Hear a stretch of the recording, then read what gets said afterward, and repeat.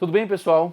Meu nome é Marcondes, eu sou professor de Legislação do SUS e o pessoal do Aula Móvel, junto com o pessoal do Super Aula, no dia 30 do mês passado, me convidaram, fizeram um desafio para trazer as principais dicas de SUS que poderiam cair no concurso da banca IADES da Secretaria de Saúde. Então eu tinha 60 segundos para abordar que assuntos poderiam cair nesse concurso. Então eu fiz uma seleção, eu peguei todas as questões da banca IADES e estudei bastante essa banca. Então todas as dicas que eu dei no dia 30, no Super Aula, eu posso provar isso nos slides, porque a gente disponibilizou os slides para os alunos.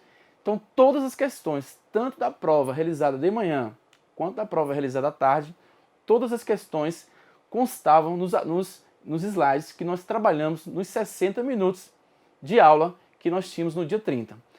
Onde eu posso conseguir esse slide, professor? Tá aqui, ó.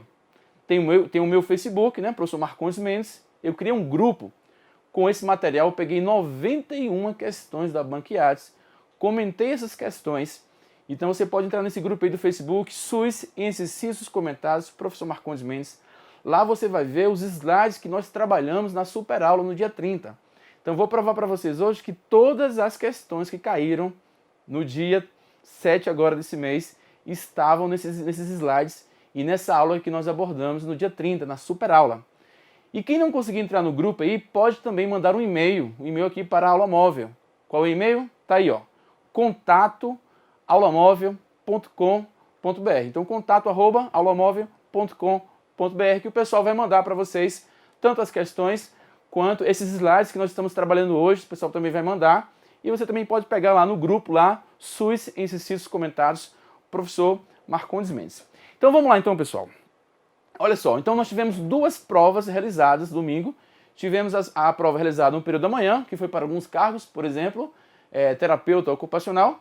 E tivemos também a prova realizada à tarde para outra profissão, no caso, o enfermeiro. Então, primeiro, vamos abordar as questões trabalhadas no período matutino. Olha só, questão 3 aí, ó. De acordo com o artigo 16 da Lei 8080 de 90, a direção nacional.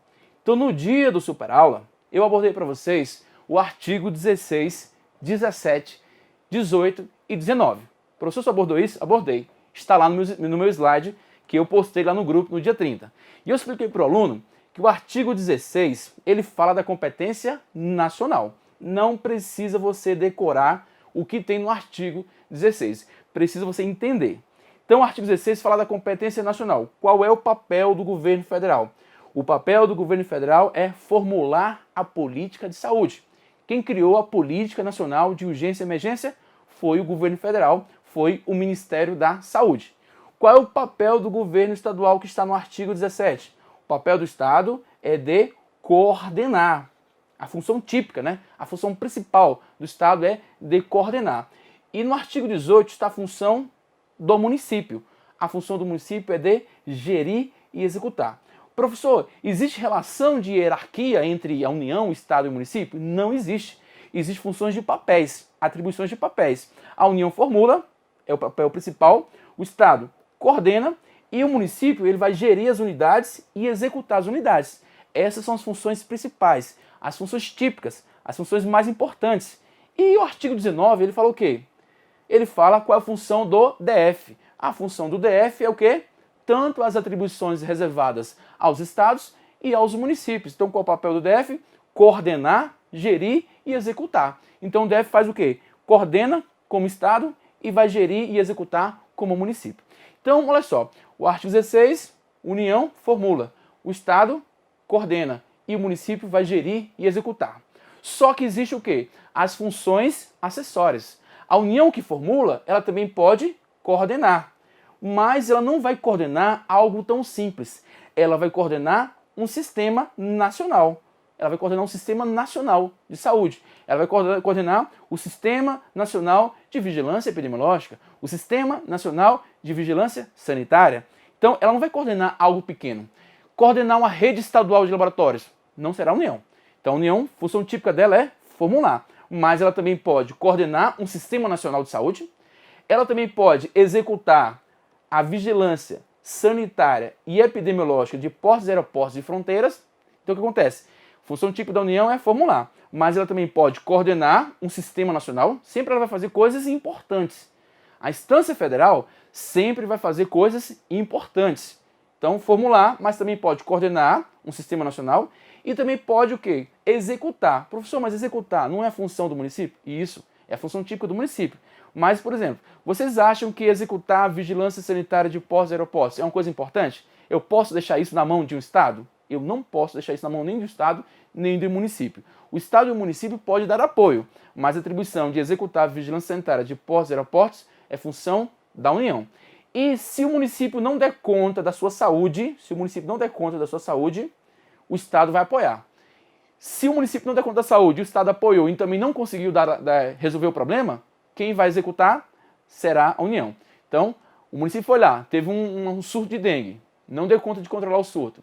O Estado foi lá apoiar, também não deu conta. Então, quem vai sair lá de cima e executar será a União. Então, função típica da União, formular, ok? Mas ela pode coordenar um sistema nacional e ela também pode executar supletivamente quando o município e o Estado não derem conta e também ela executa a vigilância sanitária de portos, aeroportos e fronteiras, ok? Essas são as funções que a União pode executar. O Estado, qual a função típica do Estado? É de coordenar, ok? Mas o Estado pode formular? Pode. Professor, você não falou que a atribuição da União é formular? É, a atribuição para formular as normas gerais são formuladas pela União. E o Estado vai formular a interesse local. Então, RENAME, Relação Nacional de Medicamentos Essenciais. Quem formulou? A União. O Estado pode adaptar ao seu interesse local? Pode. Então, o Estado tem a competência de formular supletivamente. Mas qual é a função típica do Estado? É de coordenar. Mas ele pode formular supletivamente e também pode executar supletivamente. Se o município não der conta, o Estado assume.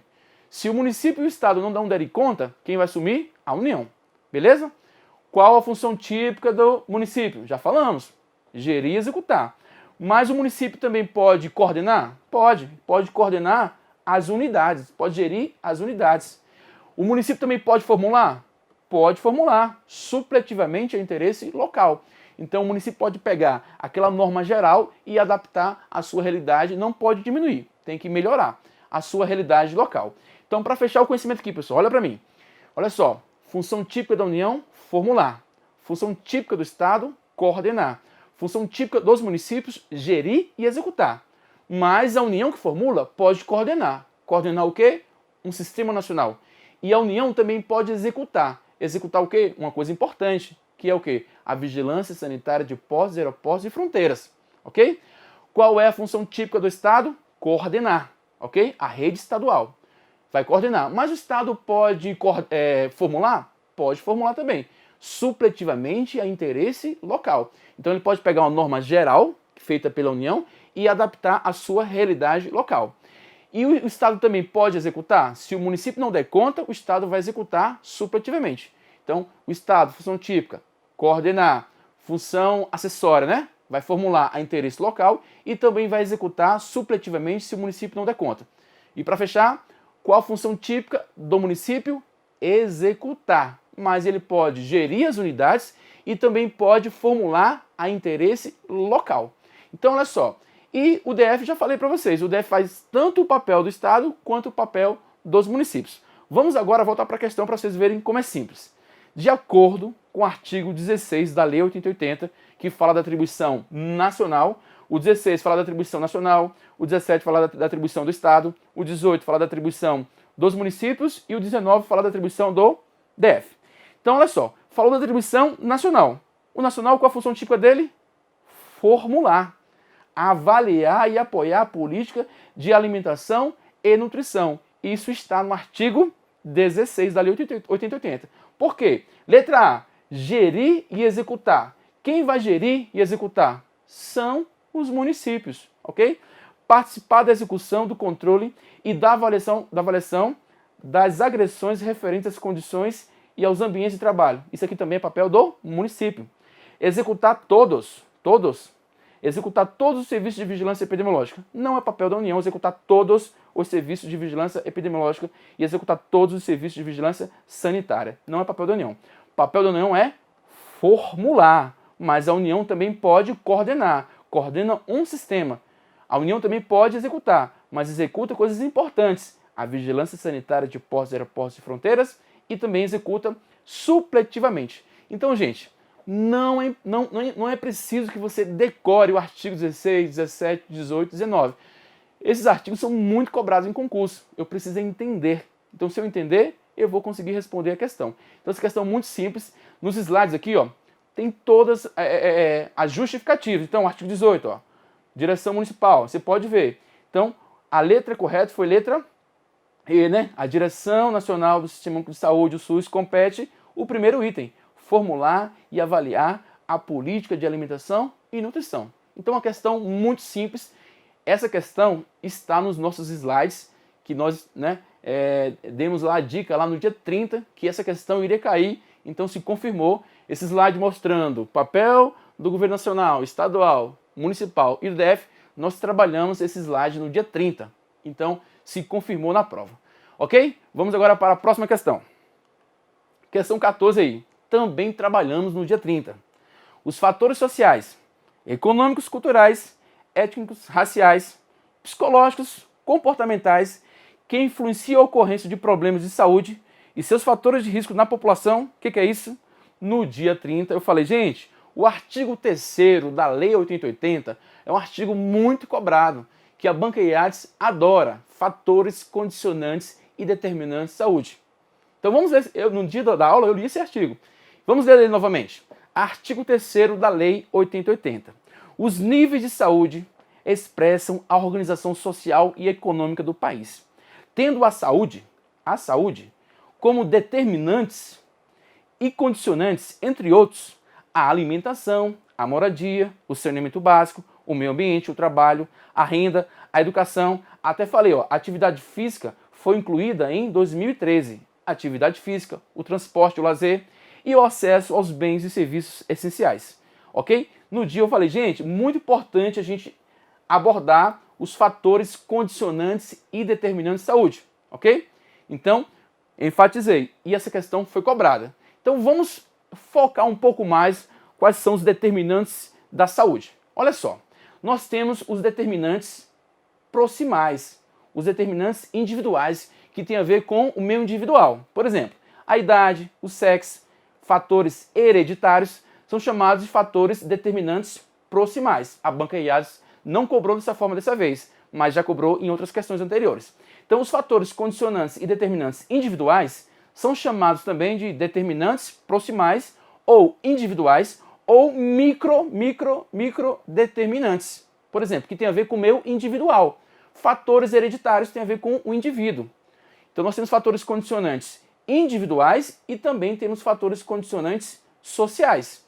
Então, os fatores condicionantes sociais de saúde, eles são chamados também de distais ou macro determinantes. Então, os individuais são microdeterminantes e os sociais são chamados de macrodeterminantes. Então, os micros, por exemplo, são o quê? Estilo de vida, idade, sexo, fatores hereditários. São chamados de fatores determinantes individuais ou microdeterminantes. Nós temos os fatores condicionantes e determinantes sociais, ok? Por exemplo, educação, trabalho, desemprego, água e esgoto. Todos esses fatores são fatores condicionantes e determinantes de saúde. Só que no caso dos sociais são chamados de macrodeterminantes de saúde. Então, os governantes têm que trabalhar em cima desses determinantes de saúde, procurar melhorar tanto os fatores condicionantes individuais ou microdeterminantes, quanto os fatores condicionantes sociais ou macrodeterminantes. E o artigo 3º da Lei 8080, ele fala que os bons indicadores de saúde expressam a organização social e econômica de um país. Então, os governantes têm que melhorar o quê? Esses fatores condicionantes e determinantes de saúde. Resposta correta: determinantes sociais da saúde. Letra C. Também foi abordado na super aula no dia 30, ok? Então, gente, bem tranquilo, né? São artigos bem cobrados em concurso, foi cobrado na banca IADES, como poderá ser cobrado, né, no concurso do HFA que virá aí. Domingo agora terá prova para técnico, né, da Secretaria de Saúde. Essas dicas que eu estou dando aqui já valem para o próximo domingo e provavelmente vai se repetir. Professor, o senhor trabalha na banca IADS? Não trabalho, mas esse é o papel do professor do cursinho, pesquisar o máximo possível e acertar para que o aluno, né, possa ter um sucesso no dia da sua prova. Muita gente assistiu muitas aulas de SUS, né, mas quem estava no Super Aula assistiu apenas uma hora de SUS e deu para você acertar todas as questões de SUS. Vou provar aqui nos slides, porque os slides eles foram postados no Facebook desde o dia 30 e todas as respostas estão lá, ok? Continuando, próxima questão. Questão 15 aí. Quanto aos conselhos de saúde, assinale a alternativa correta. Gente, no dia 30 falei bastante da diferença dos conselhos de saúde e falei, gente, a resolução 453 do Conselho Nacional de Saúde, a banca IADS adora. E eu escrevi lá no meu slide, você pode conferir, que iria cair alguns assuntos. Eu peguei os assuntos mais importantes da resolução 453 de 2012, que fala do funcionamento do Conselho Nacional de Saúde. E aí, o que é Conselho Nacional de Saúde? É a instância onde a sociedade pode participar na gestão do SUS, tanto nos conselhos de saúde quanto nas conferências de saúde. Mas aqui está perguntando sobre o Conselho de Saúde. Então, o Conselho de Saúde, letra A. Conselho de Saúde é uma instância colegiada? Sim. Reunião de pessoas. Deliberativa? Sim. Conselho de Saúde tem caráter deliberativo. O que significa essa palavra, professor? Que ele tem poderes, ele manda. O que o Conselho de Saúde decidir, o gestor, no caso, o Poder Executivo, tem que atender. Se não atender, tem que justificar. O Conselho de Saúde tem caráter temporário? Não, gente. O Conselho de Saúde tem caráter permanente e deliberativo. Reunião no mínimo uma vez por mês. Quem fala isso? A Resolução 453 do Conselho Nacional de Saúde. Muito simples, isso foi abordado no Super Aula dia 30. B. Todas as suas reuniões plenárias são fechadas. Gente, Conselho de Saúde é a instância onde a sociedade pode participar. Como que essas reuniões são fechadas? Isso aqui não vou nem comentar muito, ok? Todas as reuniões têm que ser abertas ao público, ok? Letra C. É obrigatório que, a cada eleição, os segmentos de representantes de usuários, trabalhadores e prestadores de serviços promovam uma renovação. Então, olha só, nós temos vários segmentos. Quando for ter uma nova eleição, tem que promover o quê? Uma renovação da composição. Isso é para não ficar sempre as mesmas pessoas, né? Conselho de Saúde sempre são as mesmas pessoas. Então, para não ficar as mesmas pessoas, essa resolução 453 recomenda, não é obrigatório, recomenda que seja o quê? Renovado 30%, ok? 30%. No dia 30 eu falei, gente, 30%. Então, a composição do Conselho de Saúde, quando for ter uma nova eleição, tem que ter uma renovação no mínimo de 30%. No dia 30 eu falei isso. E está aqui, ó, caiu no dia 7, ok? D. O número de conselheiros será definido pelo Conselho de Saúde? Sim, ok? O Conselho Nacional de Saúde tem 48 membros. Então, quanto mais gente, né, quiserem participar do Conselho de Saúde, melhor, mais discussões terão. Mas tem que respeitar aquela composição, né? 50% de usuários, 25% de trabalhadores da saúde e os outros 25% gestores e prestadores de serviço. Então, resposta correta é letra D. Letra E. A participação dos membros eleitos do Poder Legislativo, Poder Judiciário, Ministério Público, como conselheiro, é obrigatória? No dia 30 eu falei, gente, Poder Legislativo, Poder Judiciário, Ministério Público, é proibido participar do Conselho de Saúde como conselheiro. Não podem. Então, esses três entes federativos não podem participar do Conselho de Saúde como conselheiro. Pode participar da reunião? Pode, porque a reunião ela é aberta à sociedade. Mas não, esses três poderes não podem participar como conselheiro. No dia 30 eu falei e também está lá no meu slide como super dica, ok? Então, a resposta correta mesmo, gente, foi letra D, ok? Então, vocês podem pegar lá os slides e provar que no dia 30 eu dei essa super dica, ok? Então, gente, vamos agora para mais uma questão. E aqui, ó, nos slides que vocês vão mandar um e-mail aí, entrar lá no grupo do professor, vocês podem pegar, tem todos os comentários do que eu estou falando aqui. Vamos agora para a próxima questão, questão 16 aí. Outra questão muito simples também foi abordado no dia 30. Eu abordei o artigo 194, 195, 196, o artigo 97, o artigo 98, 199 e o artigo 200. Essa questão aqui ó, foi abordada quando eu li o artigo 198, que fala dos princípios e diretrizes do SUS. Vou ler a questão. Questão 16.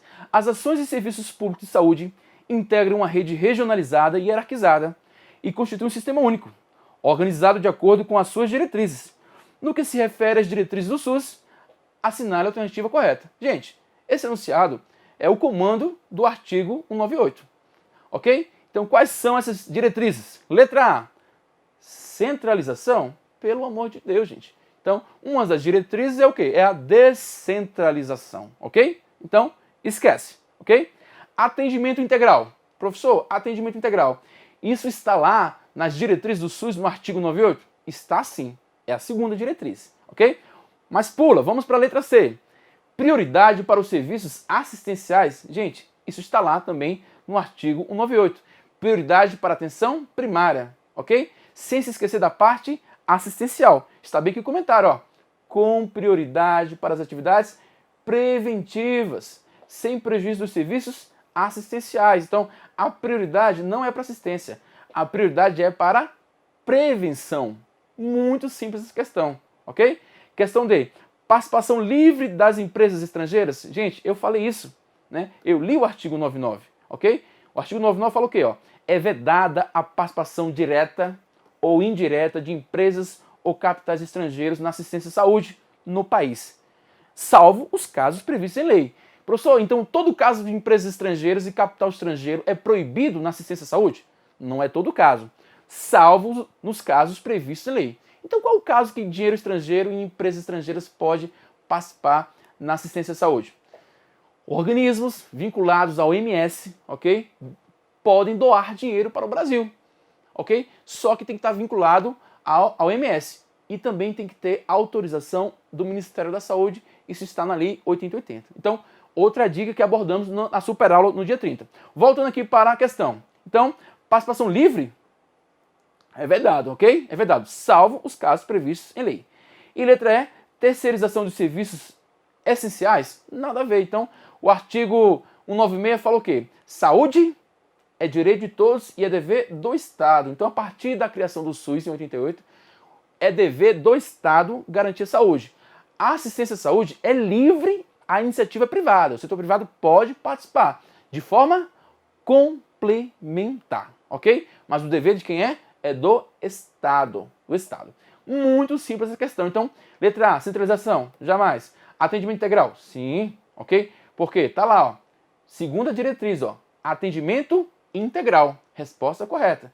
Voltando à questão, prioridade para os serviços assistenciais. Não existe isso, ok? Para os serviços preventivos. Continuando, participação livre das empresas estrangeiras é vedado. E o último lá, terceirização dos serviços, falso, porque é o Estado que é o responsável pela saúde. Então, gente, uma questão muito simples. No dia da minha aula eu até perguntei assim, gente, o setor privado pode participar do SUS? Pode participar do SUS sem problema nenhum. Na hora do SUS contratar o setor privado, ele pode dar preferência para alguém? Aí eu falei, pode. A galera respondeu assim, não. Eu falei, pode. Então o SUS, na hora de contratar, pode dar preferência para as entidades privadas sem fins lucrativos. Dei essa super dica lá, não caiu nessa prova, mas caiu a questão de capital estrangeiros e empresas estrangeiras é proibido, é vedado na assistência à saúde no nosso país, salvo os casos previstos em lei. Então caiu.